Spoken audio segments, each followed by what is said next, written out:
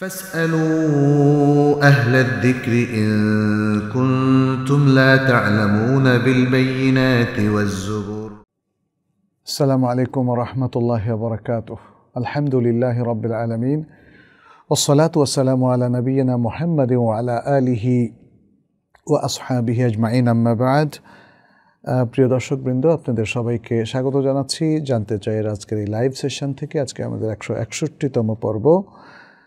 আমরা আপনাদের অনেকগুলো প্রশ্ন পেয়েছি, এর মধ্য থেকে গুরুত্বপূর্ণ প্রশ্নগুলো আমরা প্রথমে পেশ করব এবং তারপর যদি সময় থাকে, যেহেতু মাগরিবের নামাজ হয়ে যাবে, আমরা কিছু সময় থাকলে আপনাদের লাইভ কিছু কোয়েশ্চেন নেওয়ার চেষ্টা করব ইনশাআল্লাহ। অতএব আপনারা কিছু লাইভ প্রশ্ন করতে পারেন, তবে খুব সংক্ষিপ্ত উত্তর হতে পারে এমন প্রশ্নগুলো করবেন যেগুলোর উত্তর অনেক ডিটেলস, অনেক বিস্তারিত কিংবা জটিল, সেগুলো অনেক তাহকিক করে এবং অনেক বড় করে উত্তর দিতে হয়, সেগুলো আপনারা প্রশ্ন আকারে আজকে দেবেন না। প্রথম প্রশ্ন নিচ্ছি নাসিম আবদুল্লাহ থেকে। বলেছেন, আমি একজন বেসরকারি বিশ্ববিদ্যালয়ের ছাত্র। আমি যদি একজন ছাত্রকে আমাদের বিশ্ববিদ্যালয়ে ভর্তি করিয়ে দেই এবং এর জন্য যদি বিশ্ববিদ্যালয় আমাকে কোনো পুরস্কার বা টাকা বা অন্য কোনো সুবিধা দেয়, তবে তাহলে তা গ্রহণ করা আমার জন্য জায়েজ হবে কিনা? এটা এক ধরনের কমিশন, যা আমি নিতে পারবো কিনা?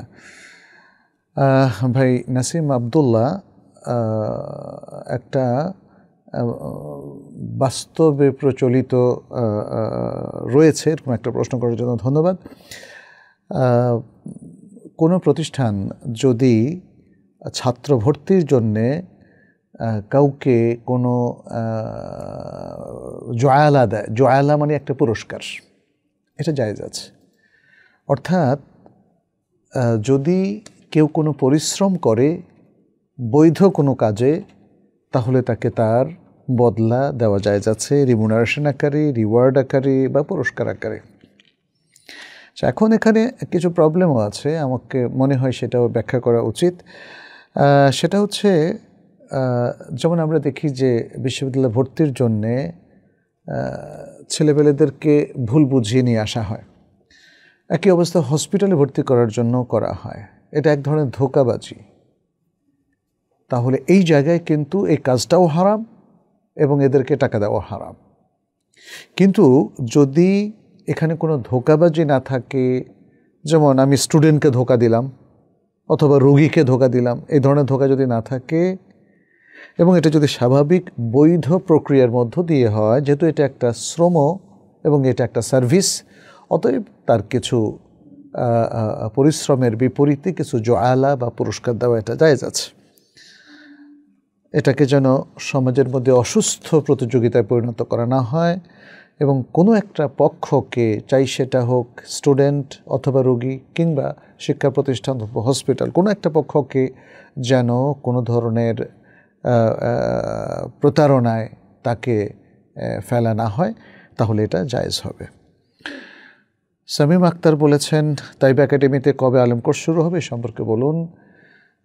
এটা একটা বড় কোর্স ভাই শামীম, আলিম কোর্স। এটাকে আমরা বলছি advanced diploma in Islamic studies.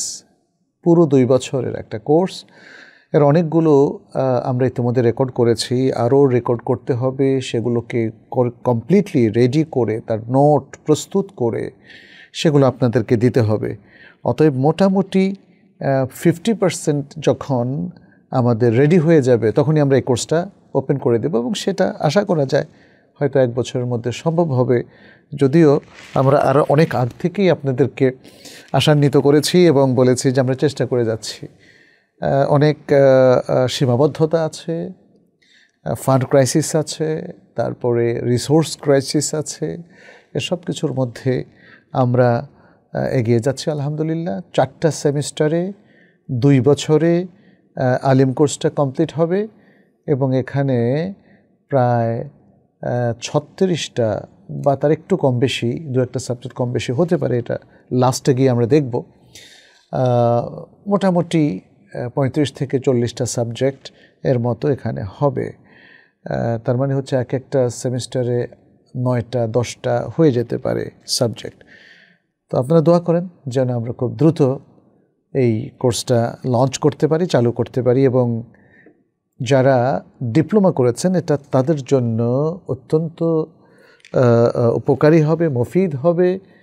অথবা যারা ডিপ্লোমার মতো অন্য কোনো কোর্স করেছেন তাদের জন্য এটা খুব মফিদ হবে। এবং আমরা আশা করছি সাধারণত বাংলাদেশে ইসলামিক স্টাডিজ ব্যাচেলর মাস্টার্স করে মানুষ যতটুকু অর্জন করে, যেহেতু এটা আমরা হাতে কলমে শেখাবো, যদিও অনলাইন কোর্স, এবং এটাকে আমরা খুবই যাচাই বাছাই করে এর যে কন্টেন্ট এবং এর যে কোর্সগুলো সেগুলো আমরা ঠিক করব। আমরা আশা করছি এটা কোনো অংশেই একজন ব্যক্তি যে ব্যাচেলরকে মাস্টার্স করেছে তাদের চাইতে কম হবে না ইনশাআল্লাহ। আশরাফুল শেখ ভারতের ফারাক্কা থেকে একটা প্রশ্ন পাঠিয়েছেন, বলেছেন, শেখ, যদি কোনো মাহফিলে মুসলিম কিংবা অমুসলিম উভয়ই থাকে আর সেখানে যদি আমাকে নিয়ে কোনো বিষয় আলোচনা করতে হয় তাহলে আমি কী দিয়ে শুরু করব? সালামের শব্দগুলো কি হবে? সেখানে গিয়ে ধন্যবাদ বলে শুরু করা যাবে কি না? মানে আপনি সালাম অ্যাভয়েড করে ধন্যবাদ দিয়ে শুরু করতে পারবেন কিনা বলেছেন। আমি একটু ক্যাটাগরিক্যালি উত্তর দেই যাতে করে আপনাদের বুঝতে সুবিধা হবে। যদি মাহফিল অথবা সেমিনার এমন হয় যে সেখানে শুধু অমুসলিমরাই রয়েছে, তাহলে জমহুর আহলুল ইলম উলামায়ে কেরাম তারা বলেছেন যে এখানে সালাম দেওয়া জায়েজ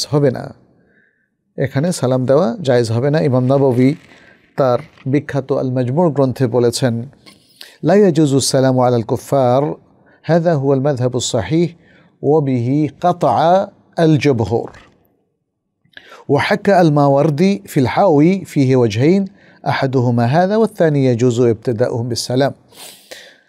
ইমাম নববী তার বিখ্যাত আল মাজমুর গ্রন্থে বলেন যে কাফিরদেরকে বা মুসলিমদেরকে সালাম দেওয়া জায়েজ নেই, আর এটাই হচ্ছে বিশুদ্ধ মাযহাব বা মত। আর জমহুর উলামায়ে কেরাম এ বিষয়ে দৃঢ় প্রত্যয় ঘোষণা করেছেন। ইমাম মাওয়ারদি তার বিখ্যাত গ্রন্থ আল হাওয়ি এতে উল্লেখ করেছেন যে এখানে দুটো মত আছে। একটি মত হলো এটা যে জায়েজ হবে না, আর একটা মত হলো তাদেরকে শুরুতেই আসসালামু আলাইকুম বলে কথা শুরু করা জায়েজ, শুরুতে আসসালামু আলাইকুম বলা জায়েজ। আচ্ছা, তাহলে জমহুরের বিষয়টা আমরা জানলাম। যখন শুধু অমুসলিম থাকে, আর যখন কোনো একটা মাহফিলে বা একটা মিটিংয়ের মধ্যে সভায় মুসলিমও থাকে অমুসলিমও থাকে, তখন আমরা কিভাবে সালামটা দেব? শুরুতে যেমন কথা বলা শুরুতে আসসালামু আলাইকুম ওয়া রাহমাতুল্লাহ। এখানে ইমাম নববী বলেছেন, লাউ মাররা বিমাজলিসিন ফিহি কুফফারুন ওয়া মুসলিমুনা আও মুসলিমুন ওয়াহিদুন ইস্তাহাব্বা ইউসাল্লিমা আলাইহি ওয়া ইয়াকসুদুল মুসলিমিন আও আল মুসলিমা। বলেছেন যদি এমন কোনো মজলিসে কোনো মুসলিম থাকে অমুসলিম থাকে, তখন সে তাদেরকে সালাম দেবে, কিন্তু সে উদ্দেশ্য করবে, তার নিয়ত থাকবে যে আমি মুসলিমদেরকে সালাম দিচ্ছি। দলিল কি? দলিল হলো উসামা রাদিয়াল্লাহু তাআলা আনহুর হাদিস, যে তিনি একবার একটা মজলিসের পাশ দিয়ে যাচ্ছিলেন যেখানে মুসলিম এবং দেবদেবীর পূজারী অমুসলিমরাও ছিল, পৌত্তলিকরাও ছিল, ইহুদিও ছিল। তখন নবী সাল্লাল্লাহু আলাইহি ওয়াসাল্লাম তাদেরকে সালাম দিলেন। এটা বুখারীর বর্ণনা এবং মুসলিমের বর্ণনা। তা এখন অমুসলিমদেরকে তো আমাদের যে স্পেশাল সম্ভাষণ সেটা দিয়ে শুরু করা যাবে না। তাহলে এই জন্য ইমাম নববী বলেছেন এখানে কসদ করতে হবে মুসলিমদের। আচ্ছা, এখানে তাহলে আমরা সংক্ষেপে এতটুকুই বলবো যে আমাদের জন্য সাবধানতামূলক যে আচরণ সেটা করতে হবে। আবার অমুসলিমদেরকে আক্রমণাত্মক কোনো কথা দিয়ে তাদেরকে আহতও করা যাবে না, কারণ ইসলামের বৈশিষ্ট্য হচ্ছে সুন্দর আচরণ, ভদ্রতা, বিনয়। তো আমাদের যে স্পেশাল সম্ভাষণ রয়েছে তাহিয়া, আসসালামু আলাইকুম ওয়া রাহমাতুল্লাহ, এটা মুসলিমদের সাথে খাস, কোনো সন্দেহ নেই। সেক্ষেত্রে আমরা আমাদের উলামায়ে কেরামের এই রেকমেন্ডেশনটাকে ফলো করতে পারি যে অমুসলিমদের মধ্যে আমরা এভাবে বলবো না, আমরা বলবো ভাই আপনারা কেমন আছেন, কুশলাদি শুরু করব, সুন্দর কথা দিয়েই শুরু করব, তাতে তারা বুঝবে যে না আমরা সালাম না দিলেও তাদের সাথে সুন্দর আচরণ করছি। আর দ্বিতীয়ত যদি মুসলিম অমুসলিম থাকে তাহলে সেখানে সালাম দেওয়া জায়েজ আছে, তবে কসদ হবে মুসলিমরা। আর অন্যদের সাথে আলাপচারিতা বা আপনাদের সবাইকে আমি স্বাগত জানাচ্ছি এরকম কথা বলাটা জায়েজ আছে। আচ্ছা, এরপরে আমরা, আপনি বলেছেন ধন্যবাদ দিয়ে শুরু করা যাবে কিনা। হ্যাঁ, শুরু করতে পারেন যদি আপনি সবাইকে সামিল করেন। তবে আমরা বলেছি সেখানে সালাম দিয়ে শুরু করবেন, সেটা থাকবে মুসলিমদের জন্য, আর এরপরে ধন্যবাদ বলবেন বা স্বাগত জানাবেন, সেটা সবার জন্য। আচ্ছা, এরপরে আমরা আরেকটা প্রশ্ন নিচ্ছি। এটি পাঠিয়েছেন নাজমুল হুদা। বলেছেন, জামাতে সালাত আদায় করার সময় মুক্তাদি যদি ইমামের সাথে তাকবীরে তাহরিমা উচ্চস্বরে বলে তাহলে কি তার সালাত বাতিল হবে?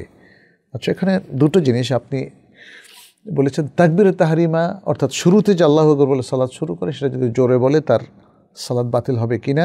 বাট এখানে আরও কিছু অবস্থাও আছে। সেটা হলো মুক্তাদি ইমামের যে আরও, যেমন ধরেন রুকুতে যাওয়ার সময় আল্লাহু আকবার, সেজদায় যাওয়ার সময় আল্লাহু আকবার, আবার সেজদা থেকে ওঠার সময় আল্লাহু আকবার বলে, এই প্রত্যেকটা আল্লাহু আকবার জোরে জোরে বললে তার সালাত বাতিল হবে কিনা। আমরা সবটা একটু টাচ করে যাব। এখানে আমরা যেটা দেখতে পাচ্ছি, ইমাম এবং মুসল্লিদের জন্যে নবী সাল্লাল্লাহু আলাইহি সাল্লাম কিন্তু ক্লিয়ার করে দিয়েছেন কে কোনটা কীভাবে করবে। ইমাম জোরে বলবে, তাকবীরাতুল ইন্তেকাল বলা হয় এটাকে, যে এক অবস্থা থেকে আরেক অবস্থায় ট্রান্সফার হওয়ার যে তাকবীর, এগুলো ইমাম জোরে বলবে আর মুক্তাদি আস্তে বলবে। মুক্তাদি বলবে না, চুপ করে থাকবে, এটাও না, আর মুক্তাদি জোরেও বলবে না। তাহলে মুক্তাদি কীভাবে বলবে? মুক্তাদি আস্তে বলবে। এখানে আমরা দেখি যে এই যে কথাটা বললাম, তার পক্ষে হাদিসও রয়েছে, তার পক্ষে ইজমাও রয়েছে, ওলামাদের ইজমা, এবং তার পক্ষে বিভিন্ন দেশে, জনপদে, বিভিন্ন যুগে মুসলিমদের মসজিদের আমলও এভাবেই চালু হয়ে আসছে। হাদিসটা আমরা বলি যে জাবের রাদিয়াল্লাহু তাআলা আনহু, এটা সহিহ মুসলিমের মধ্যে বর্ণিত হয়েছে। তিনি বলেন, সাল্লা বিনা রাসূলুল্লাহ সাল্লাল্লাহু আলাইহি ওয়াসাল্লাম ও আবু বকর খালফাহু ফাইযা কাব্বারা রাসূলুল্লাহ সাল্লাল্লাহু আলাইহি ওয়াসাল্লাম আচ্ছা কাব্বারা আবু বকর লিইউসমিআনা। বলেন, রাসূল সাল্লাল্লাহু আলাইহি সাল্লাম আমাদের নিয়ে সালাত পড়লেন এবং তার পেছনে ছিল আবু বকর। যখন রাসূল সাল্লাল্লাহু আলাইহি সাল্লাম তাকবীর দিলেন, তখন আবু বকর তাকবীর দিলেন এবং যাতে আমরা শুনতে পারি, অর্থাৎ জোরে তাকবীর দিলেন। রাসূল সাল্লাল্লাহু আলাইহি সাল্লাম তখন মৃত্যুর আগে যে অসুস্থ হয়েছিলেন, খুবই দুর্বল হয়ে গেছেন, তিনি হয়তো আল্লাহু আকবার এভাবে বলেছেন। সেটা শুনলেন ভালো মতো আবু বকর অনেক জোরে বললেন যাতে মুক্তাদিরা শুনে। এটা হলো মুকাব্বির। আসলে আবু বকর এখানে মুকাব্বির হিসাবে ভূমিকা নিয়েছিলেন। তিনি আসলে এটা এই জন্য নয় যে মুক্তাদি হিসাবে জোরে বলবো, বরং অন্য মুক্তাদিরা যাতে ইমামের তাকবীরটা শুনে, সেই জন্য তিনি এই তাকবীরটা বলেছিলেন। হাদিস থেকে সেটা বোঝা যায়, লিউসমিআনা, যেন আমাদেরকে শোনাতে পারেন।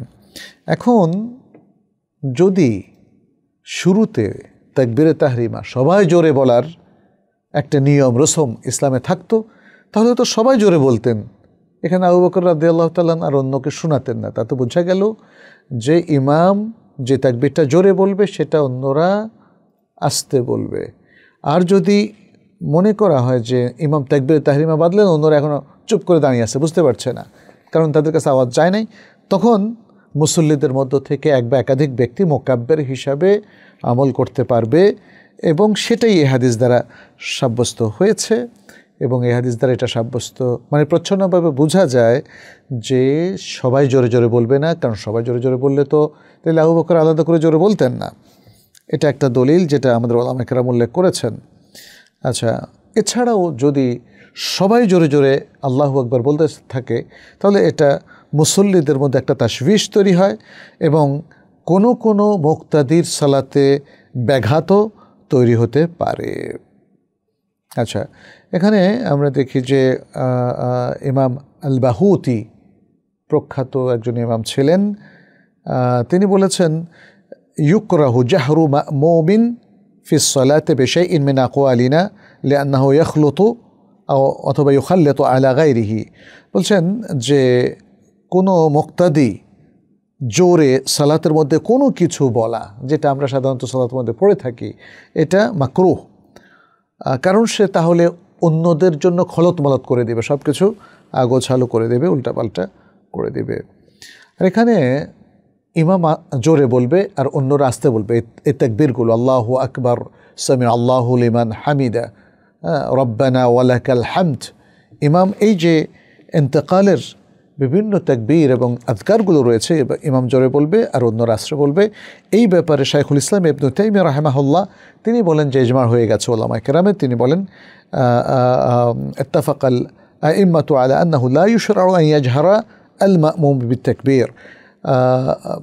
উলামা উস-সালাফ তারা একমত হয়েছেন মা'মুম বা মুক্তাদি তাকবীর জোরে বলাটা শরিয়া সম্মত নয়। এবং তিনি আরও বলেছেন মাজমুআল ফাতাওয়ার মধ্যে বলেছেন লা ইউশরাউল জাহরু বিত-তাকবীর খালফাল ইমাম লিগাইরি হাজাতিন বিত্তিফাকিল আইম্মাহ। তিনি বলেছেন ইমামদের ঐক্যমত্যে কোনো প্রয়োজন ছাড়া নামাজের ইমামের পেছনে জোরে তাকবীর দেওয়া মুক্তাদিদের জন্য শরিয়া সম্মত নয়। এখানে মালিকি মাযহাবের যারা উলামায়ে কেরাম তারা একটু ভিন্ন মত পোষণ করেছেন। তারা বলেছেন যে না, ইমামও জোরে বলতে পারবে, মুক্তাদিও জোরে বলতে পারবে। তবে সার্বিক পর্যালোচনার পরে আমরা যেটা কনক্লুড করব বা সংক্ষেপে বলবো সেটা হচ্ছে মুক্তাদির ক্ষেত্রে সুন্নত হলো সে আস্তে বলবে এবং জোরে উচ্চারণ করবে না, আর ইমামই শুধু এই তাকবীরগুলো জোরে বলবেন যাতে সবাই শুনতে পায়। আচ্ছা, আমরা এরপরে সাজিব আল মুজাহিদ তার প্রশ্নে চলে যাচ্ছি। তিনি বলেছেন আমার এক ছোট ভাই একটি দোকানে চাকরি করে। এখন সেই দোকানের মালিক কোনো সময় ক্রেতাদের ধোঁকা দিয়ে থাকে। এখানে হচ্ছে তাহলে আমি মনে হয় এভাবে পড়লে আরও ক্লিয়ার হবে। এখন সেই দোকানের মালিক কোনো সময় ক্রেতাদের ধোঁকা দিয়ে থাকে, সঠিক পণ্যের পাশাপাশি নকল পণ্যও সে বিক্রি করে। অতএব এই দোকানে চাকরি করা আপনার ছোট ভাইয়ের জন্য জায়েজ হবে কিনা, এটা আপনি প্রশ্ন করেছেন। আচ্ছা, তাহলে প্রথম কথা হচ্ছে যে নবী সাল্লাল্লাহু আলাইহি সাল্লাম প্রতারণা করতে নিষেধ করেছেন, এবং এই প্রতারণা মালিকও করতে পারবে না, মালিকের কর্মচারীও করতে পারবে না। মালিকও কোনো ধরনের ভেজাল মেশাতে পারবে না, মালিকের কর্মচারীও পারবে না। মালিকও কোনো জিনিস এর মধ্যে প্রতারণা, এর মধ্যে গেশ, এর মধ্যে ভেজাল মেশানো এটা করতে পারবে না, মালিকের কর্মচারীও করতে পারবে না। যেহেতু আপনার ছোট ভাই সেখানে কর্মচারী এবং সেও এই কাজগুলোই করতে হবে, তাহলে মালিকের জন্য যেমন এই কাজগুলো করা হারাম, আপনার ছোট ভাইয়ের জন্য এই কাজগুলো করা হারাম। সুমন মিয়া বলেছেন আমি প্রবাসে থাকি, একই রুমে আমরা 12 জন লোক থাকি, এর মধ্যে 10 জন মানুষ ধূমপানে আসক্ত, তাস খেলতে আসক্ত, নামাজ পড়ে না। আমাদের রুমে একটি টেবিল রাখা আছে, টেবিলটির উপর কিছু পুরাতন কোরআন রাখা আছে। তারা চেয়ারে বসে সিগারেট খায়, সিগারেটের পোড়া অংশ কোরআনের আশেপাশে পড়ে থাকে। আমি তাদের বললে তারা এই বিষয়ে কোনো মাথা ঘামায় না। আমি একটা কাপড় দিয়েছি কোরআনের উপর, এক্ষেত্রে কি আমিও তাদের সাথে পাপের ভাগিদার হব? জাযাকাল্লাহ খায়রান। আল্লাহ রাসূল সাল্লাল্লাহু আলাইহি ওয়াসাল্লাম বলেছেন, প্রিয় ভাই সুমন, ইন্নামাল আমালু বিন্নিয়াত, মানুষের কাজের শুদ্ধাশুদ্ধি নির্ভর করে তার নিয়তের উপরে। আপনি কোরআনের উপর যে কাপড়টা দিয়েছেন এটা কোরআনকে প্রোটেক্ট করার জন্য, কোরআনের সম্মানটা রক্ষা করার জন্য। কারণ কোরআনকে সামনে রেখে তারা কিছু অবমাননাকর কাজ করছে, হারাম কাজ করছে, যেটা কোরআনের সাথে যায় না। আপনি মর্মাহত হয়ে তাদেরকে নিষেধ করেও পারছেন না, ফলে আপনি কোরআনকে রক্ষার জন্য, কোরআনের সম্মান রক্ষার জন্য এই কাজটা করছেন। অতএব আপনার নিয়ত ভালো। আপনার যেহেতু নিয়ত ভালো, অতএব আমরা বলবো যে আপনি পাপী হবেন না। পাপী তিনিই হবেন যার নিয়ত খারাপ, অথবা যিনি খারাপ নিয়তে খারাপ কাজ করেন, অথবা যিনি কোনো নিয়ত ছাড়াই খারাপ কাজে লিপ্ত হন, এরা সবাই পাপী। কিন্তু যেই লোকটা পাপ থেকে নিজেকে মুক্ত করতে চায়, বাধ্য হয়ে অনেক সময় কিছু জিনিসকে তাকে সহ্য করতে হয়, এবং তারপরেও তিনি প্রাণপণ চেষ্টা করেন যেন কোরআন সুন্নাহর কোনো অবমাননা না হয়, তাহলে এটা বরং আমি মনে করি যে আপনার জন্য খুবই আশাব্যঞ্জক একটা কাজ, একটা ভালো কাজ। আপনি যার জন্য রিওয়ার্ড পেতে পারেন, এবং আল্লাহ অবশ্যই আপনাকে ক্ষমা করবেন। কারণ আপনার যে মানসিক অবস্থা, দ্বীনের প্রতি যে দরদ এবং কোরআনের যে হেফাজত এবং তার মর্যাদা রক্ষা করার জন্য আপনি যে প্রাণপণ চেষ্টা করছেন, এগুলো আপনার নেক নিয়তের প্রমাণ। ফলে আমরা আশা করছি যে আপনি এর মাধ্যমে আল্লাহর কাছে ক্ষমা পাবেন। আচ্ছা, শাহিদুল ইসলাম বলেছেন, কিয়ামতের দিন মানুষের আত্মার সাথে দেহ জোড়ে দেওয়া হবে, না স্বপ্নের মতো দেহ ছাড়া কেবল আত্মা পুনরুজ্জীবিত হবে? আচ্ছা, কিয়ামতের দিন মানুষ অর্থাৎ কবরে যখন তাকে জীবিত করা হবে আলামুল বারজাখে এবং পরে কিয়ামতেও তাকে আবার জীবিত করা হবে।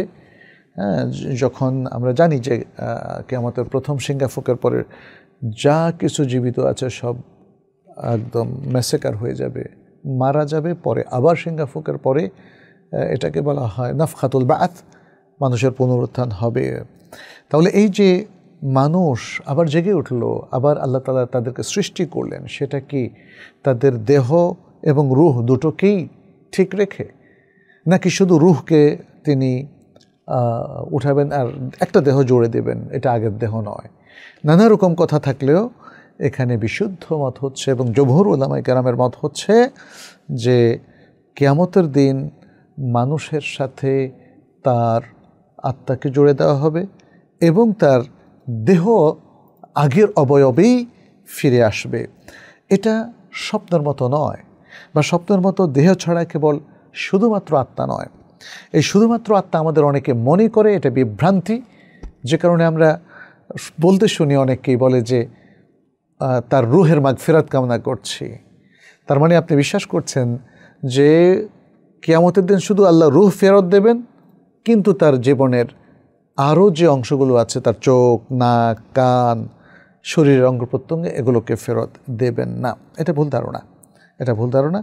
বরং আহলুস সুন্নাহ ওয়াল জামায়াতের বিশুদ্ধ মত হচ্ছে যে আল্লাহ সুবহানাহু ওয়া তাআলা কবরে মানুষকে যখন জীবিত করে সওয়াল জবাব করাবেন, তখন তার দেহও ফেরাবেন এবং তার আত্মাও ফেরাবেন। সেক্ষেত্রে এটা তার স্বপ্ন নয়, বরং এটা বাস্তবতা। এখানে আমরা জাস্ট দু একটা দলিল উল্লেখ করি। যেমন আব্দুল্লাহ ইবনে আব্বাস রাদিয়াল্লাহু তাআলা আনহুমা থেকে বর্ণিত, তিনি বলেন রাসূলুল্লাহ সাল্লাল্লাহু আলাইহি সাল্লামকে তিনি খুতবা দিতে শুনেছেন। কি খুতবা? বলেছেন, ইয়া আইয়ুহান নাস ইন্নাকুম মাহশুরুনা ইলাল্লাহি হুফাতান উরাতান গুরলা ثم قال كما بدأنا أول خلق نعيده। রাসূলুল্লাহ সাল্লাল্লাহু আলাইহি সাল্লাম বলেন, হে মানুষেরা, তোমাদেরকে আল্লাহ সুবহানাহু ওয়া তাআলার কাছে খালি পায়ে, বস্ত্রহীন অবস্থায় এবং খতনা না করা অবস্থায় তোমাদেরকে একত্রিত করা হবে। এরপর তিনি ছোট্ট, দেখেন রাসূল সাল্লাল্লাহু আলাইহি ওয়াসাল্লাম খুতবাগুলো ছিল খুব ছোট। তিনি বললেন কি, কামা বাদানা আউওয়ালা খালকিন নুঈদুহু। এটা কোরআনের আয়াত। তিনি কোরআনের আয়াতটা উল্লেখ করলেন যাতে মানুষকে কনভিন্স করতে পারেন এবং মানুষকে আল্লাহর বাণীটাও পৌঁছে দিতে পারেন। যেভাবে তোমাদেরকে প্রথম সৃষ্টি করেছিলাম, সেভাবে তোমাদেরকে আবারও পুনরায় সৃষ্টি করব। তাহলে বোঝা গেল যে আল্লাহর সৃষ্টিটা আগের মতোই, তার দেহ আগের দেহটাই থাকবে, তার চেহারা আগের চেহারাটাই থাকবে। তার চেহারা যে আগের চেহারা থাকবে, সেটাও আমরা কোরআন থেকে বুঝি। সূরা ইউনূসের ৪৫ নম্বর আয়াতে আল্লাহ তাআলা কি বলছেন, ওয়ায়াউমা ইয়াহশুরুহুম কাআল্লাম ইয়ালবাথু ইল্লা সাআতাম মিনান নাহারি ইয়াতাআরাফুনা বাইনাহুম। এখানে মানে এই যে দুনিয়ার একটা অবস্থা আমরা যেটা বললাম, দুনিয়াতে তাদের যে চেহারাটা আছে, যেটাকে মানুষ চিনে রেখেছিল, কিয়ামতের দিন সে তাকে আবার চিনতে পারবে। এর দ্বারা বোঝা যায় যে তার দুনিয়ার চেহারাটাই আদা করা হবে। আল্লাহ সুবহানাহু ওয়া তাআলা এখানে বলছেন সূরা ইউনূসের ৪৫ নম্বর আয়াতে, যেদিন তাদেরকে আমরা একত্রিত করব, তখন মনে হবে যে মাত্র ১ ঘন্টাই তারা অপেক্ষা করেছে। ইয়াতাআরাফুনা বাইনাহুম, তারা একে অপরকে চিনতে পাবে। আর সহিহ বুখারীর এবং মুসলিমের একটা হাদিসে উসামা বিন যায়েদের কথা এসেছে। তিনি বর্ণনা করছেন যে নবী সাল্লাল্লাহু আলাইহি সাল্লাম বলেছেন, ইউজাউ বির-রাজুলি ইয়াউমাল কিয়ামাহ, ব্যক্তিকে কিয়ামতের দিন নিয়ে আসা হবে, ফায়ুলকা ফিন-নার, এরপর তাকে জাহান্নামে নিক্ষেপ করা হবে, ফাতানদালিকু আকতাবুহু ফিন-নারি ফায়াদুরু কামা ইয়াদুরু আল-হিমারু বিরহাহা। এখানে বলা হচ্ছে যে মানে সে গাধার মতো ওই সেই জাহান্নামের মধ্যে ঘুরতে থাকবে, তাকে ঘোরানো হবে। তখন তার এই ভয়াবহ অবস্থা দেখে জাহান্নামবাসীরা একসাথ হয়ে তাকে জিজ্ঞেস করবে, আয় ফুলান মা শানুক, হে অমুক ব্যক্তি, তোমার কি অবস্থা? তাহলে তাকে চিনতে পারবে, যেহেতু তার দুনিয়ার চেহারাটা এখানে পাওয়া গিয়েছে। তারা তখন বলবে, আয় ফুলান মা শানুক আলাইসা কুনতা তা'মুরুনা বিল মারুফ, তুমি কি ওই ব্যক্তি না যে আমাদেরকে ভালো কাজের নির্দেশ দিতে, ও তানহানা আনিল মুনকার, এবং আমাদেরকে মন্দ কাজ থেকে নিষেধ করতে? ক্বালা কুনতু আমুরুকুম বিল মা'রুফ ওয়ালা আতিহি ওয়া আনহাকুম আনিল মুনকার ওয়ালা আতিহি। সে বলবে যে আমি তোমাদেরকে ভালো কাজের নির্দেশ দিতাম কিন্তু আমি করতাম না, তোমাদেরকে খারাপ কাজ থেকে নিষেধ করতাম কিন্তু আমি করতাম না, হ্যাঁ, নিজে নিষেধ থাকতাম না। এখানে শেখ আব্দুল্লাহ ইবনে জুবরিন তিনি শারহুল আকিদা আত-তাহাউইয়া এর শরহ করেছেন, সেখানে বলেছেন ইন্না কাসীরা মিনাল্লাযীনা তাসাম্মাউ মুসলিমিন, মুসলিমদের অনেক মানুষ যারা নিজেদেরকে মুসলিম হিসাবে মনে করে, ইউনকিরুনা হাযাল বা'থ আল বা'থ আল জিসমানি, তারা এই যে পুনরুত্থান, দৈহিক পুনরুত্থান, এটাকে অস্বীকার করে। এদেরকে বলা হয় ফালাসিফা, এদেরকে বলা হয় দার্শনিক। তাহলে আমরা দেখতে পাচ্ছি দার্শনিক, লজিক শাস্ত্রের লোকজন কিংবা নাস্তিকবাদের লোকজন তারা এগুলোকে অস্বীকার করে। এ সম্পর্কিত চমৎকার ডিসকাশন ইমাম ইবনে তাইমিয়া সহ অনেকেই করেছেন। শাহিদুল ইসলাম ভাই আরও একটা প্রশ্ন করেছেন, 2 নম্বর। তিনি বলছেন ছেঁড়া টাকা গোপনে লেনদেন করা যাবে কি, যা আমার নিকট গোপনভাবে এসেছে? আপনার নিকট যা গোপনভাবে এসেছে ত্রুটিপূর্ণ টাকা, যেটা আসলে চলে না, যেটা মানুষ চেক করে নেওয়ার পরে বলবে যে না আমার এটা চলবে না, তাহলে সেটা তাকে দেওয়া যাবে না।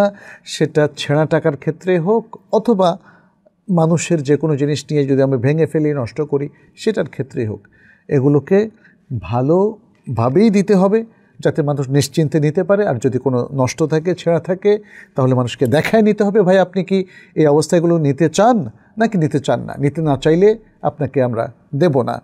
আর এই ধরনের ছেঁড়া টাকা তো বাংলাদেশ ব্যাংক কিংবা এই ধরনের প্রতিষ্ঠান যেগুলো ব্যাংকের টাকা ছাপায়, পণ্য ছাপায়, তাদের কাছে পাওয়া যায়। আচ্ছা, জুবাইর আহমেদ প্রিন্স বলেছেন আল্লাহর নাফস আছে, অনেকে নাফসের অনুবাদ মন বা জ্ঞান করেছেন। সঠিক অনুবাদ কী হবে আল্লাহ নাফসের ক্ষেত্রে? নাফসের সাধারণ অনুবাদ হচ্ছে সেলফ, সত্তা, পার্সন। সেলফ মানে নিজ ব্যক্তি, নফস মানে আত্মাও হতে পারে। নফসের বিভিন্ন অবস্থা সম্পর্কে আমরা দেখি কোরআন বলছে আন-নাফসুল আম্মারা বিসু, আন-নাফসুল লাওয়ামা, আন-নাফসুল মুতমাইন্নাহ। কিন্তু এখানে আল্লাহর নফসের ক্ষেত্রে কি বোঝানো হচ্ছে? আল্লাহর নফসের ক্ষেত্রে এখানে কি আল্লাহর সত্তা বোঝানো হয়েছে, নাকি এটা কোনো সিফাত, নাকি নফস বলতে একটা আত্মা বোঝানো হচ্ছে, আল্লাহর একটা আত্মা? তো এটা নিয়ে আমরা একটু আলোচনা করতে হবে, যেহেতু প্রশ্নটা আমরা নিয়েই ফেলেছি এবং এই প্রশ্নের ব্যাপারে উলামায়ে কেরাম অনেক কথা বলেছেন। আচ্ছা, এখন আল্লাহর নফস, এটা কোরআনে কিন্তু এসেছে, কোরআনে অনেক জায়গায় এসেছে। সূরা আল ইমরানের 28 নম্বর আয়াত, ওয়ায়ুহাযযিরুকুমুল্লাহু নাফসা, আল্লাহ তার নিজ সম্পর্কে সতর্ক করে দিচ্ছেন। সূরা আল মাইদার 116 নম্বর আয়াত, তা'লামু মা ফি নাফসি ওয়ালা আ'লামু মা ফি নাফসিক ইন্নাকা আল্লামুল গুয়ুব, যে আমার নফসে যা কিছু আছে সেটি আপনি জানেন, অর্থাৎ আমার অন্তরে, এখানে নফস মানে অন্তর, আর আপনার নফসে যা কিছু আছে সেটা আমি জানি না। আমার নফসে যা কিছু আছে সেটা আপনি জানেন, ও আল্লাহকে বলছেন। আমার নফসে যা কিছু আছে, এটা ঈসা আলাইহিস সালাম বলছেন আল্লাহকে, আমার নফসে যা কিছু আছে হে আল্লাহ আপনি সেটা জানেন, আর আপনার নফসে যা কিছু আছে সেটা আমি জানি না। ফলে আমরা বলবো যে এখানে আল্লাহর ক্ষেত্রে নফস শব্দ ইউজ করা হয়েছে। আরেকটা সূরা আল আনআমের 54 নম্বর আয়াত, কাতাবা রাব্বুকুম আলা নাফসির রাহমা, আল্লাহ তার নিজের উপরে রহমতকে ফরজ করে নিয়েছেন। আরেকটা বর্ণনায় আমরা দেখি আল্লাহ সুবহানাহু ওয়া তাআলা বলছেন, যেমন ইয়া ইবাদি ইন্নী হাররামতু যুলমা আলা নাফসি ওয়া জাআলতুহু বাইনাকুম মুহাররামান ফালা তাযালামু। এটা হাদিসে কুদসি এবং এই হাদিসটা ইমাম মুসলিম বর্ণনা করেছেন।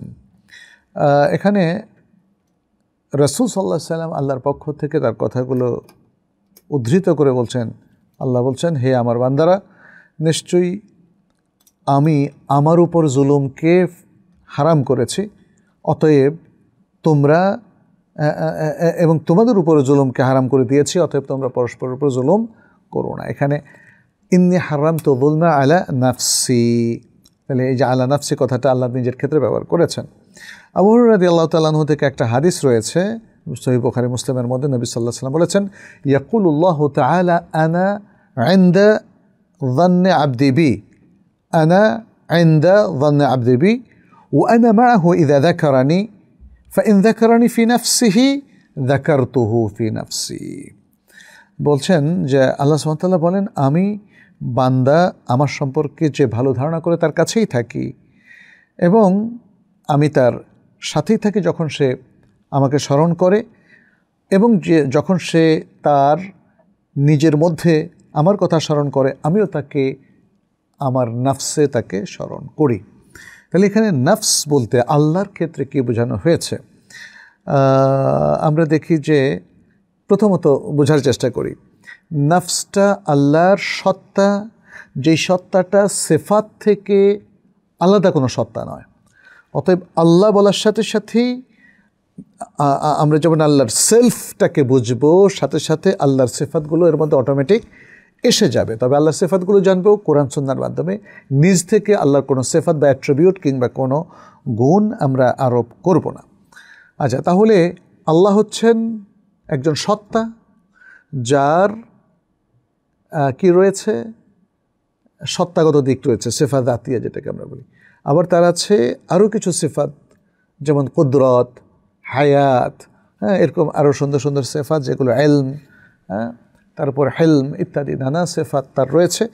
তো এই যে আল্লাহর তাহলে সেলফও আছে, সিফাতও আছে। নাফস কোনটার মধ্যে আমরা বলবো? নাফসটা কি আল্লাহর দাত নাকি আল্লাহর সিফাত? উত্তর হচ্ছে নাফস হলো আল্লাহর দাত, নাফস হলো আল্লাহর দাত। এই জন্য উলামায়ে কেরাম বলেন, আল্লাহ আযহারু ফি যালিকা আন্না নাফসা ফিল্লাহ হিয়া যাতুল্লাহ, যাতুল্লাহ তাআলা আল মুকাদ্দাসা। বলছেন আল্লাহর নফস বলতে এখানে যেটা ক্লিয়ার সেটা হলো আল্লাহর পবিত্র দাত বা সত্তা। এখানে শাইখুল ইসলাম ইবনে তাইমিয়া রাহিমাহুল্লাহ এ নিয়ে ব্যাখ্যা করেছেন। তিনি তো এই সমস্ত জটিল জিনিস নিয়ে প্রচুর ব্যাখ্যা করেন। তিনি বলছেন, ওয়া নাফসুহু হিয়া যাতুহুল মুকাদ্দাসা, ওয়া নাফসুহু হিয়া যাতুহুল মুকাদ্দাসা, এবং এটা হলো তার নফস, মানে তার নফস বলতে তার যাতে মুকাদ্দাসা, তার পবিত্র সত্তা, তার পবিত্র সত্তাকে বোঝানো হয়।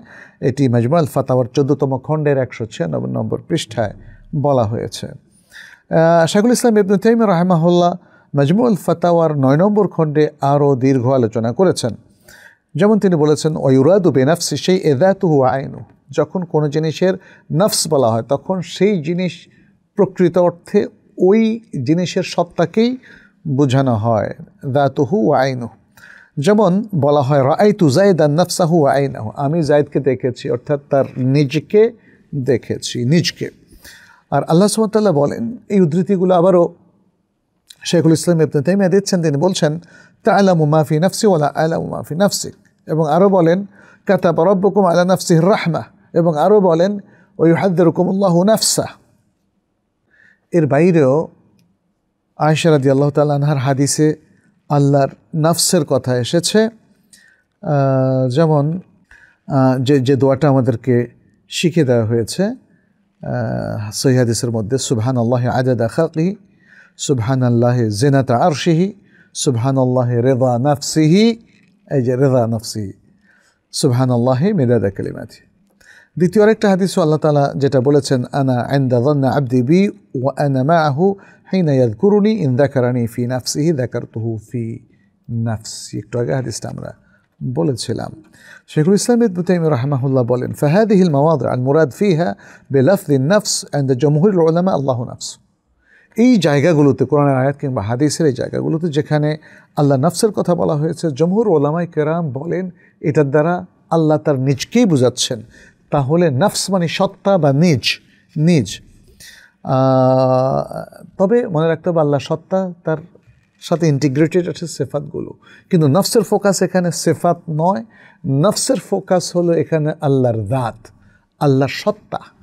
আল্লাহর সত্তা। শেখ মোহাম্মদ বিন সালিহ বিন উসাইমিনও এ প্রসঙ্গে একই কথাই বলেছেন। আমরা তার কথাটা একটু উল্লেখ করে দেই যাতে আমাদের বুঝতে সুবিধা হয়। যেমন তিনি বলছেন, হাদিস আবি যার রাদিয়াল্লাহু তাআলা আনহু যে হাদিসে কুদসিটা আছে, আল্লাহ তাআলার বাণী, ইয়া ইবাদি ইন্নী হাররামতু যুলমা আলা নাফসি। তারপরে তিনি বলেছেন ইতলাকুন নাফস আলা যাত আলা নাফসি, এটার দ্বারা উদ্দেশ্য হলো যাতুহু আযজা ওয়া জাল, আল্লাহর মহান সত্তা, আল্লাহর মহান সত্তা। যেমনটি তিনি বলেছেন ওয়া ইউহাযযিরুকুমুল্লাহু নাফসাহ ওয়া লাইসা আন-নাফসু সিফাতান কাসাইরিস সিফাতি কাস-সাম'i ওয়াল ইলমি ওয়াল কুদরাহ। তিনি বলছেন এই যে নাফস, আল্লাহর নাফস, এটা আল্লাহর অন্যান্য সিফাতের মতো নয়, যেমন তার সামা, তার বাসার, তার ইলম, এই যে আল্লাহর যে সিফাতগুলোর কথা আমরা বললাম, তার দৃষ্টি, তার শোনা, তার কুদরত বা সামর্থ্য ইত্যাদি, এগুলোর মতো নফস কোনো সিফাত নয়। নফস মানে হলো দাত। অতএব আমরা সেভাবেই নফসকে বোঝার চেষ্টা করব। আমার মনে হয় আপনি যদি নফসের অনুবাদ করেন মন, আল্লাহর মন, এটা ভুল হবে। আপনি যদি নফসের অনুবাদ করেন আল্লাহর ইলম বা জ্ঞান, এটাও ভুল হবে। আপনি আল্লাহর নফসকে তার সেলফ বা সত্তা দিয়ে অনুবাদ করতে হবে, অন্য অনুবাদগুলো ভুল বলে গণ্য হবে। আবু সাইদ রিফাত বলেছেন, আমরা একটু দ্রুত যাই যেহেতু মাগরিবের আজানের কাছাকাছি হয়ে গেছে বাংলাদেশে। আবু সাইদ রিফাত বলেছেন, আমাদের ভার্সিটিতে অনেক ফল ফলাদি এবং বিভিন্ন গাছগাছালি আছে যেগুলো স্টুডেন্টদের জন্য উন্মুক্ত। যদি এমন কিছু ফল হয় যেগুলো প্রতি বছর এমনিতেই কেউ সংগ্রহ করার অভাবে শুধু নষ্ট হয়, এখন যদি আমি এগুলো সংগ্রহ করে বিক্রি করে দেই তাহলে অন্যর হককে নষ্ট করা হবে, যেহেতু সব কিছুতেই আমাদের সকলের অধিকার আছে। পাবলিক প্লেসের যে ফলমূলের জায়গাগুলো, সেগুলো সবাই খাবে, আপনিও খাবেন, কিন্তু এগুলো কি আপনার মালিকানাভুক্ত যে আপনি অনেকগুলো পেড়ে সেগুলো বাজারে বিক্রি করে এর থেকে জীবিকা নির্বাহ করবেন? এটা উচিত হবে না। হ্যাঁ, আমরা যেটা দেখি যে রাসূল সাল্লাল্লাহু আলাইহি ওয়াসাল্লাম হাদিস থেকে যে তিনি বৃক্ষ রোপণ করতে উদ্বুদ্ধ করেছেন, লাগাতে উদ্বোধন করেছেন, যেন পশু পাখি কিংবা মানুষের থেকে খায়, খেলে সেটা সাদাকা হবে। আর আপনি যদি সব কিছু নিয়ে যান তাহলে তো অন্য কেউ খাওয়ার সুযোগ পাচ্ছে না। অতএব আমরা বলবো যে আপনি খেতে পারেন, কিন্তু সেটা সবগুলো পেড়ে সংগ্রহ করে বিক্রি করে আপনি নিজে টাকার মালিক হবেন না, কারণ আপনি একাই এই জায়গা বা উন্মুক্ত এই ফল বা ফসলের মালিক নন। ফলে অন্যদের হক নষ্ট করা যাবে না। ঠিকই বলেছেন। সিদ্দিক হোসাইন বলেছেন, কোনো মসজিদের ভেতরে পেছনের দিকে যদি কবর থাকে তাহলে সেই মসজিদে সালাত আদায় করা যাবে কি? জাযাহুল্লাহু খায়রান। এখানে দুটো মূলনীতি বলে আমি শেষ করে দিই। একটা হলো যে মসজিদের ভেতরে, মসজিদের মূল যে প্রেমিস, যেখানে ভরে গেলে মুসল্লিরা নামাজ পড়ে এবং মুসল্লিতে ভরে গেলে আর কোনো জায়গা বাকি থাকে না, এরকম কোনো একটা জায়গাতে যদি কোনো ব্যক্তিকে কবর দেওয়া হয় তাহলে ওই মসজিদে কোনো সালাত হবে না। কিন্তু যদি মসজিদের বাইরে কবরটা হয়, মসজিদের ভেতরে না, এবং এই কবরটাকে ডিস্টিংগুইশ করা যায়, আলাদা করা যায়, যারা নামাজ পড়েন পুরো মসজিদ ভরে যায়, তিনি কবরের উপর দাঁড়াতে হচ্ছে না, যদি এমন হয় তাহলে সাধারণত নিয়ম হচ্ছে মসজিদ থেকে কবরকে একদম আলাদা করে দেওয়া, যাতে শিরক বিদআত চালু না হয়। আর যদি আলাদা করা নাও যায়, বাট মসজিদটা চিহ্নিত থাকে, মসজিদের ভেতরে কবরটা পড়েনি, তাহলে সেখানে জায়েজ আছে। আর যদি মসজিদের একদম শেষ দিকে এসেও মসজিদের ভেতরে কবরটা পড়ে যায়, তাহলে এই মসজিদে সালাত আদায়টা শুদ্ধ নয়। আহসান হাবিব বলেছেন, আমার এক বন্ধুর পক্ষ থেকে, সে মুসলিম পরিবারে জন্মগ্রহণ করেছে কিন্তু বর্তমানে অবিশ্বাসীদের দলভুক্ত। তার প্রশ্ন হলো, হাদিস কি? রাসূলুল্লাহ সাল্লাল্লাহু আলাইহি ওয়াসাল্লাম নিজস্ব মতামত? কোরআনে তো সব আইন কানুন নেই। যেসব আইন কানুন হাদিসে এসছে সেগুলো রাসূল সাল্লাল্লাহু আলাইহি ওয়াসাল্লামের নিজের দেওয়া আইন না আল্লাহর আইন? কোরআন যেমন জিবরিল আলাইহিস সালামের মাধ্যমে এসছে, হাদিস কীভাবে এসছে? এমন কোনো বিষয় যদি কোরআনে নেই কিন্তু হাদিসে ওই বিষয় আছে, তাহলে কোরআনকে পূর্ণাঙ্গ জীবন বিধান হিসেবে কিভাবে বলা যেতে পারে? আহসান হাবিব ভাই, আপনি গুরুত্বপূর্ণ প্রশ্ন করেছেন। প্রথমত আমরা বলবো যে হাদিস রাসূল সাল্লাল্লাহু আলাইহি ওয়াসাল্লামের নিজস্ব মতামত নয়, হাদিস ওয়াহি। কোরআন যেমন ওয়াহি, হাদিসও তেমন ওয়াহি। তবে কোরআন আর হাদিসের মধ্যে পার্থক্য হলো, কোরআনের কথা এবং অর্থ দুটোই হুবহু আল্লাহর পক্ষ থেকে, আর হাদিসের মূল বক্তব্যটা আল্লাহর পক্ষ থেকে, কিন্তু হুবহু কথাগুলো, ইবারতগুলো বা বক্তব্যগুলো আল্লাহর কালামের অন্তর্ভুক্ত নয়। আমার মনে হয় এটা বুঝতে পেরেছেন। হাদিস কিভাবে এসছে? হাদিস আপনি কিতাব বাদিল ওয়াহি যদি সহিহ বুখারীর প্রথম হাদিস এবং আরও কয়েকটা হাদিস পড়েন তাহলে ক্লিয়ার হয়ে যাবে। রাসূল সাল্লাল্লাহু আলাইহি সাল্লামের কাছে আল্লাহর কালাম নাজিল হতো সরাসরি, জিবরিল আলাইহিস সালাম নিয়ে আসতেন। এর বাইরে তার কাছে ওহী নিয়ে আসতো জিবরিল, কালামুল্লাহর বাইরেও ওহী আনতেন। অতএব জিবরিল আলাইহিস সালাম বিভিন্ন জনপদ সম্পর্কে জানিয়ে দেওয়া, কুরাইশদের কনস্পিরেসি সম্পর্কে জানিয়ে দেওয়া, এই যে সব কিছু এগুলো হাদিসের মাধ্যমে ওহির মাধ্যমে এসেছে। এবং এই ওহিটা কখনো জিবরিলের মাধ্যমে এবং এই ওহিটা কখনো ইলহামের মাধ্যমে আল্লাহ তাআলা সরাসরি তার কলবে জানিয়ে দিয়েছেন। এগুলো নানাভাবে হতে পারে, ওহির সে পদ্ধতিগুলো সেখানে বর্ণনা করা আছে। আচ্ছা, এখন নবী সাল্লাল্লাহু আলাইহি সাল্লাম তার কথা, কাজ এবং মনসম্মতির মাধ্যমে যা ব্যক্ত করেছেন সেটাই তো হাদিস। আর যেটা কালামুল্লাহ হিসাবে তিনি বলেছেন এটা কালামুল্লাহ, সেটাই কালামুল্লাহ। এখন এই হাদিসগুলো কিংবা এই কালামুল্লাহর ব্যাপারে সূরা আন-নাজমের মধ্যে কিন্তু স্পষ্ট করে আল্লাহ তাআলা বলে দিয়েছেন, ওমা ইয়ানতিকু আনিল হাওয়া ইন হুয়া ইল্লা ওয়াহয়ুন ইউহা। তিনি নিজের ডিজায়ার থেকে কোনো কথাই বলেন না। এর অর্থ হচ্ছে তিনি ডিজায়ার থেকে কোনো কাজও করেন না, বরং তিনি যা করেন সেটা ওহী, যেটা তার কাছে প্রত্যাদিষ্ট হয়। আশা করি বুঝতে পেরেছেন। সুতরাং কোরআন এবং সুন্নাহ সহ হাদিসের যত বক্তব্য নবী সাল্লাল্লাহু আলাইহি ওয়াসাল্লামের মাধ্যমে এই উম্মাহ পেয়েছে সবটাই অথেন্টিক ওয়াহি, এবং কোরআনের বাইরেও আরও অনেক পূর্ণাঙ্গ ওয়াহি রয়েছে যেগুলো দিয়ে নতুন বিধান সাব্যস্ত হয়েছে। ফলে এভাবেই কোরআন এবং হাদিসের মাধ্যমে আমাদের জীবনের সার্বিক ব্যবস্থাপনার যে বিধান সেটা পূর্ণ হয়ে গেছে। এভাবেই এই জন্যকে আমরা ইসলামকে পূর্ণাঙ্গ জীবন বিধান বলি, কারণ ইসলাম মানেই হচ্ছে কোরআন এবং সুন্নাহ। কোরআন সুন্নাহ বাদ দিয়ে কোনো ইসলাম হয় না। শাহবাজ আলম বলেছেন, কবরস্থানে মৃত ব্যক্তিকে কবরস্থ করার পর মৃত ব্যক্তির জন্য সম্মিলিত হাত তুলে দোয়া করা হয়, সেটা কি বেদাত নাকি শরীয়তের মধ্যে আছে? এখানে আমরা যেটা দেখতে পাচ্ছি, মৃত ব্যক্তির জন্য দোয়া করা এটা শরীয়তসম্মত। দলিল কি? দলিল হচ্ছে ওসমান ইবনে আফফান রাদিয়াল্লাহু তাআলা আনহু হাদিস, যেটি আবু দাউদ বর্ণনা করছেন এবং শেখ আলবানী এটাকে সহিহ বলেছেন আহকামুল জানায়েজ নামক গ্রন্থে। ওসমান ইবনে আফফান রাদিয়াল্লাহু তাআলা আনহুর হাদিসে এসেছে, নবী সাল্লাল্লাহু আলাইহি সাল্লাম যখন কোনো মৃত ব্যক্তির লাশ দাফন থেকে ফারেগ হতেন তখন তিনি সেখানে দাঁড়াতেন এবং লোকদেরকে বলতেন, ইস্তাগফিরু লিআখিকুম, এখন তোমরা তোমাদের ভাইদের জন্য ইস্তেগফার করো, ওয়াসালু লাহু বিত্তাসবীত, এবং তার জন্য দৃঢ়পদ থাকার দোয়া করো, ফাইন্নাহুল আন ইউসআল, কারণ তাকে এখনই প্রশ্ন করা হবে। আচ্ছা, তাহলে এখানে দোয়াটা জায়েজ করা হয়েছে, কিন্তু এই দোয়াটা আপনি বলছেন সবাই একসাথে মিলে মুনাজাত করে আমিন আমিন বলা জায়েজ কি না? এখানে আমি আমার অবজারভেশনটা দেব, তবে তার আগে একটু বলে নেই, আহলুল ইলমদের কেউ কেউ কিছু শর্তে একসাথে এই দোয়াটা জায়েজ বলেছেন। শর্তটা কি? এটাকে রসুম রেওয়াজে পরিণত করা হবে না, এবং এটাকে প্রচলন রেওয়াজ করা হবে না, এবং এটা হয়তো কালে ভদ্রে হঠাৎ করে হয়ে গেছে এরকম। তারা মুআযাবাত করবে না, তারা মানে এখানে কোনো নিয়ম হিসাবে এটাকে চালু করলো না। তাহলে এক্ষেত্রে আমরা যেটা দেখি, শেখ বিন বাজের একটা ফাতাওয়া রয়েছে, আর সেই ফাতাওয়াটা আমরা একটু বলি।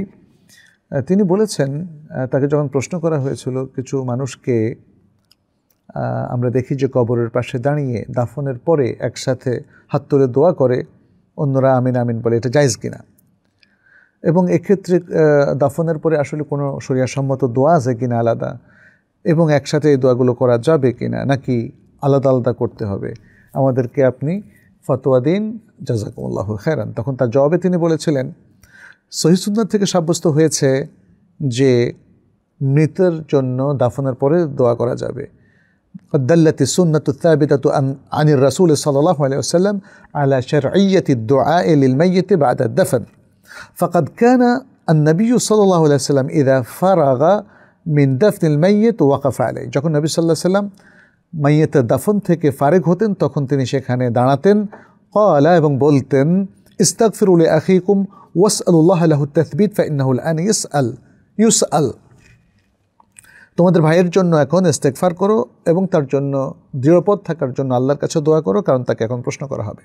এরপর তিনি বলছেন ফাতাওয়া আশ-শাইখ বিন বাজের 13তম খণ্ডের 204, ওয়ালা হারাজা ফি আন ইয়াদউয়া ওয়াহিদুন, এতে কোনো অসুবিধা নাই যদি কোনো ব্যক্তি এককভাবে দাঁড়িয়ে সেখানে দোয়া করে।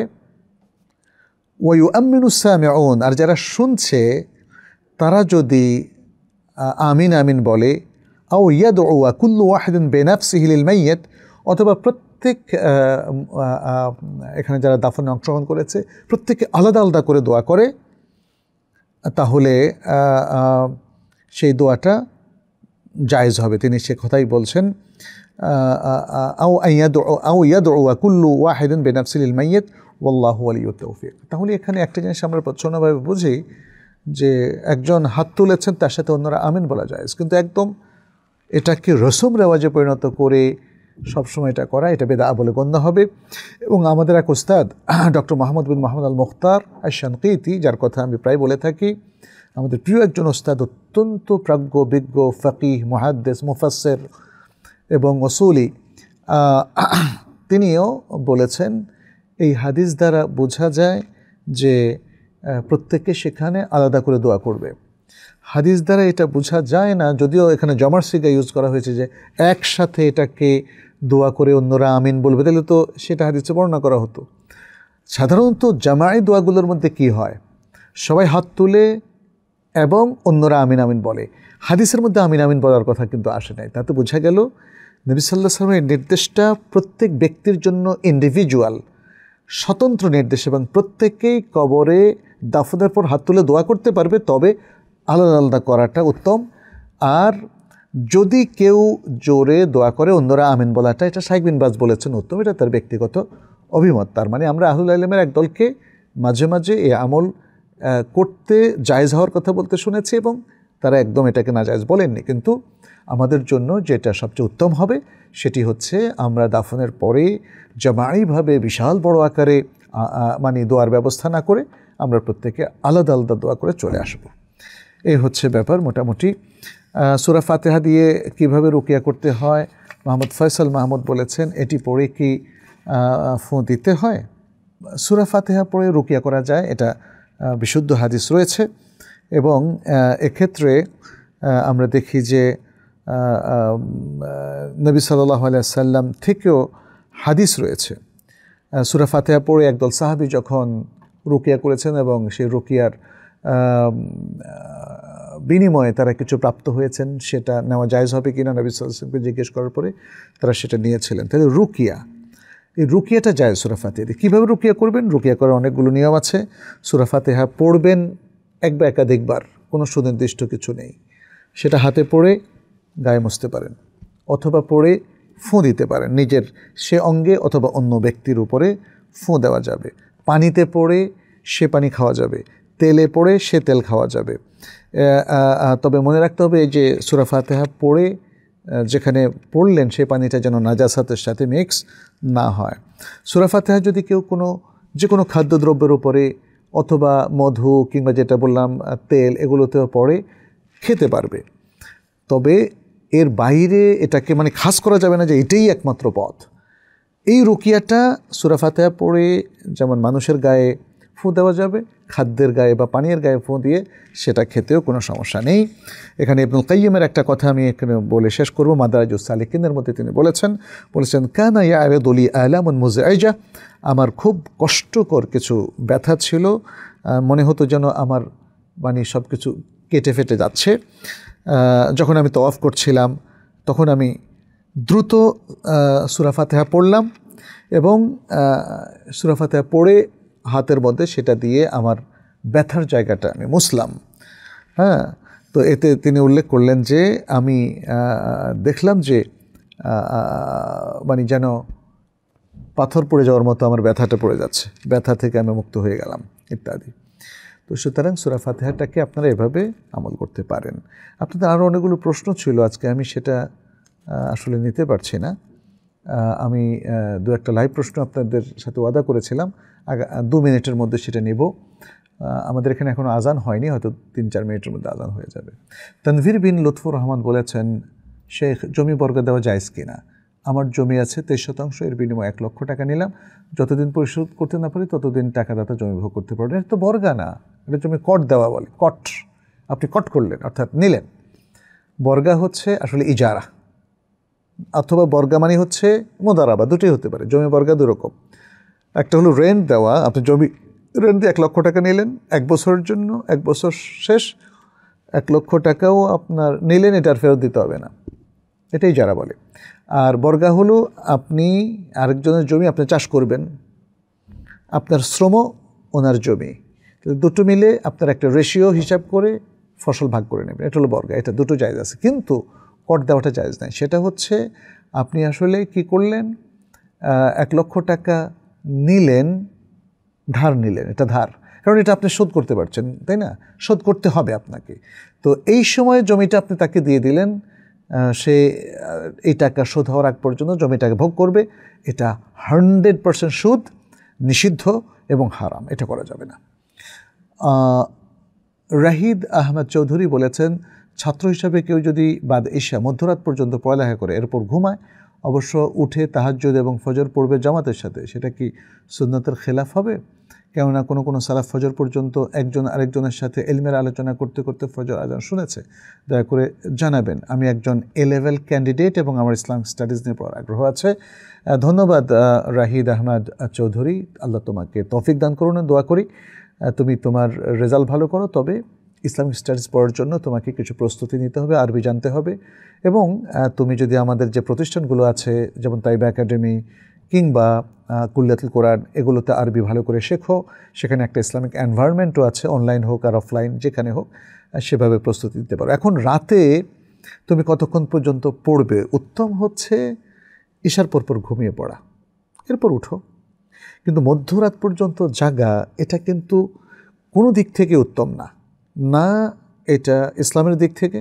কারণ রাসূল সাল্লাল্লাহু আলাইহি সাল্লামের সারা জীবনের সুন্নাহ হচ্ছে তিনি এশার পরপর ঘুমিয়ে পড়তেন, এশাকে একটু দেরি করে পড়তেন, এশার পরে আর কোনো কাজ হাতে ছিল না।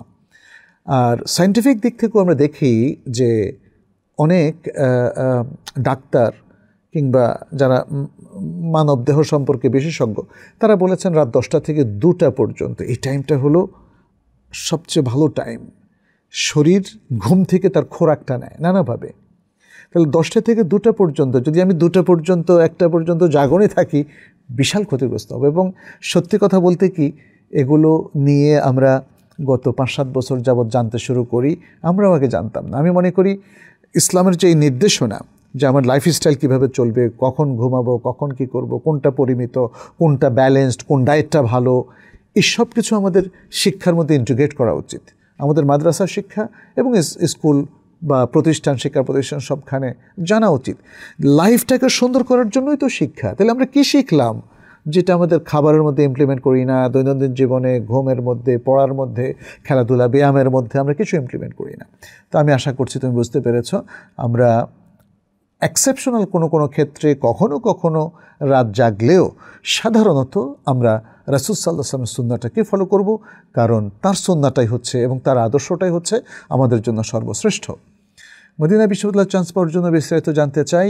মদিনা বিশ্ববিদ্যালয়ের সব কিছু অনলাইনে জানা যাবে, তবে অনেকেই হয়তো এককভাবে এটা জানাটা কষ্টকর। এই জন্য আমরা আমাদের কুল্লিয়াতে একটা সেকশন ওপেন করা আছে, সেখানে আমাদের কিছু ছোট ভাইয়েরা আছে, তারা হেল্প করবে, এবং আমরা আমাদের কিছু ভলান্টিয়ারও এখানে তাদেরকে অনুরোধ করেছি যখনই আমাদের কাছে কেউগুলো জানতে চায় তারা যেন দেখিয়ে দেয়।